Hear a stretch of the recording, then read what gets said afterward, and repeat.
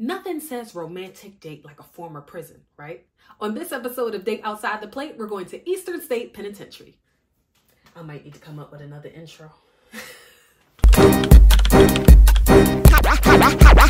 High heels on my tippies. Don't say ain't Gabbana, that's on my titties.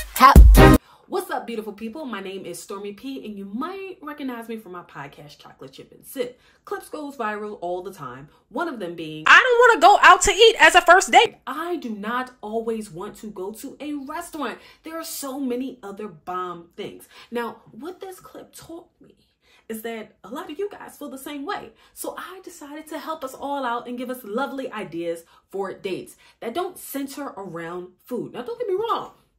We're gonna eat, okay? I just don't want eating to be the main thing. There are so many other cool things to do. Date Outside the Plate is essentially meant to be something like diners, drive-ins, and dives. Just the date version. So yeah, here we go. No shade. I don't have nothing against the folks who love to go to a good restaurant, but my whole thing is like, yo, I don't want everybody to see the way I eat chicken. You know what I'm saying? Like, it's intimate to me.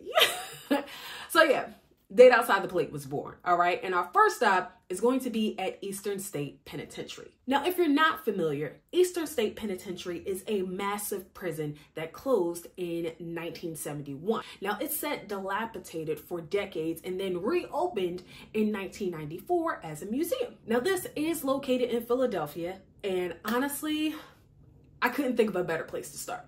Here at Eastern State Penitentiary, you can tour prison cells, you can hear ghost stories, and they even have stories of famous prisoners that were there, like Al Capone, but we're going to get to that a little bit later. So let's get into it. Who is this date for?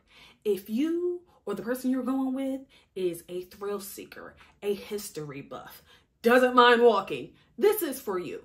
Now, one thing that I wanted to make sure I did with Date Outside the Plate, I don't only want to have dates for, just your significant other, whether it be first date or whatever.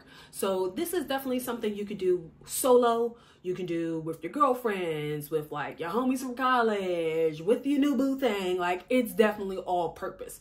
Just make sure they like to walk, they like history, and don't get spooked out too easily. If your idea of romance is solitary confinement and true crime podcasts, this might be for you. Now let's get in what to bring. Okay, so it is an old prison. Not just an old prison, but an old dilapidated prison, okay? So first, gotta bring your comfy shoes. This prison covers 11 acres, so there is a lot of walking. I said a lot of walking, okay?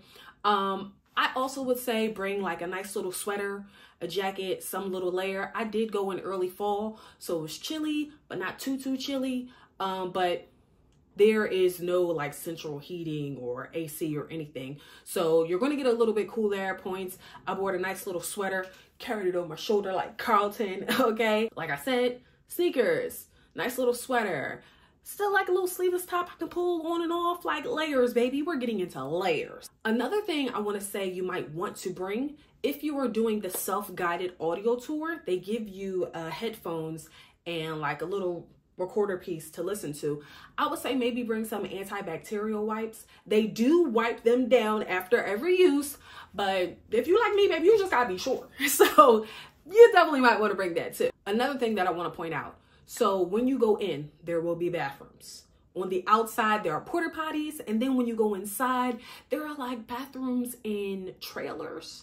I would suggest using the bathroom there because inside there are no bathrooms. So make sure you handle your business before you handle your business, okay? And another thing that I want to point out is that depending on what time you go, like if you're doing the haunted tours, because they have haunted tours at night during the Halloween season, and then they have the regular historic tours during the day. During the daytime, no food. Did not see any food. So across the street, a row of restaurants and bars that you can tap into, but make sure you got like a light little snack with you, or you handle your hunger business before you start the tour. So here are some things that I felt like you should know. Now, this prison is famous, okay? It had a whole bunch of different like infamous people staying here, one of them being Al Capone, as I mentioned earlier.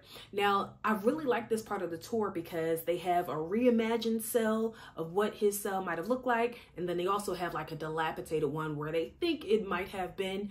It was really cool to me because I had no idea Al Capone even did a prison sentence in Philadelphia. Apparently, he got sentenced to 1 year here for carrying a concealed. A lot of things that people don't know is that Eastern State Penitentiary was also one of the top of the line penitentiaries when it came to medicine and like treating their prisoners. So in 1929, Al Capone got his tonsils removed here. Like, what? What? When you go, you can do an audio tour, like I mentioned earlier. They also have self-guided tours, but they also have these mini tours, and you got to catch them because it's on certain times. But they do have it posted as I showed here. One of the mini tours was for the hospital area, and when you go in, they show you like the whole ward that used to be a hospital. They had a whole hospital. They did open heart surgeries, removed tonsils, like, and if you know anything about the prison system in America now, that does not exist. Like, if you have an issue, they will put you in chains, put you on a bus, and take you to the hospital, okay? But this prison actually had a fully functioning hospital inside, and you can still go in and see, like, the room that they did surgery.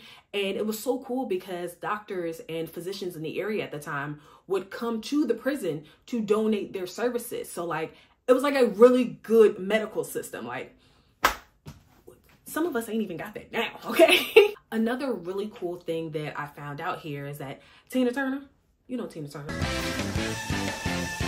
Tina Turner, right?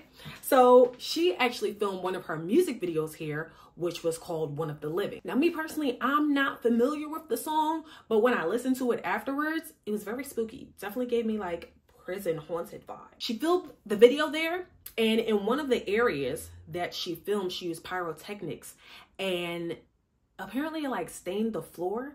And I thought it was really cool just bouncing between like the video and being in the room and seeing all of that, because like I can literally follow her path and act like I'm in the video. Like, it was so fire to me. Get it? Fire? Because she burned the pyro. Oh, brother, this guy stinks! Okay, next. So let's get into some fun facts, right? I mean, those were fun facts too, but I feel like that was stuff you need to know. These are just fun facts, right? So Eastern State Penitentiary was actually one of the first prisons to implement solitary confinement. Like, this was their thing. Like, that's what they was known for, right? And they thought that it would help reform the prisoners, not realizing that the solitary confinement was making them all a little bit crazy, right? They actually had this thing in the beginning where whenever the prisoners were amongst other prisoners, they would make them wear hoods so that like afterwards you wouldn't be able to tell who was who, or who did a bid. They would even make them, like, if they went to the gym, they would still have to have their hood on so no one could see who they were. I'm like, it's a bit counterproductive, yes, but I thought that was a really cool fact. Now, I told you that they have tours. You can see like the old cells, the different parts of the jail or the penitentiary. But another thing that they have is artist installations. In certain cells, they will have, you know, painters. They had one installation where it was like somehow they built a car inside the cell. It's really weird. But my favorite art installation that I saw there, it was called Chorus by Jess Perlitz. Apologies if I'm saying that wrong, but it was really dope. So basically, she had went to different prisons and said like, yo, if you could sing one song and anybody could hear it, what will it be? And she recorded these different people who are currently incarcerated singing these songs. And like one of the rooms you go into, you can just hear them all going off at once. And then if you step outside into like the main area, you can use the same recorder you were using for your tour to press a certain button and it will take you to different songs. And it was so crazy to me. Standing in that room, it was like outer worldly. Like, it was so spooky and beautiful at the same time. I can't even put it into words. It was amazing. So let's get into the report card. For me, creepiness, 10 out of 10. 10 out of 10. Whether you go in the nighttime or the daytime, 10 out of 10 for sure. As far as fun factor, for me, I'm not gonna lie, I gave it a 9 out of 10, y'all. But I like history. I like spooky stuff. I'm into true crime. You know, I love to learn. I'm going to stop and read every single thing that they have. So this was right up my alley. If you know somebody like that or you are like that, this is definitely something that you want to try out. Now let's get into the budget breakdown. All right. It's not too bad. Total cost for 2 people for this self-guided audio tour was $42. Same price for the guide-led tour. However, you do have to schedule that ahead of time. Whereas for the audio tour, you can just pop up whenever you want to. If you were interested in the haunted house portion of this, that is $49 online. And then if you buy it at the door, it's $60. So definitely check that out. And I don't know if I mentioned this, but this is considered one of the most haunted places in America. So imagine how it feels and looks when they get it all together for spooky season, Halloween season. Okay, it is crazy. All right, guys, so don't forget to like, subscribe, and comment your weirdest dates below. I definitely want to hear them, all right? Now, make sure you guys stay tuned because for our next date, we're going to turn into mad scientists. I know.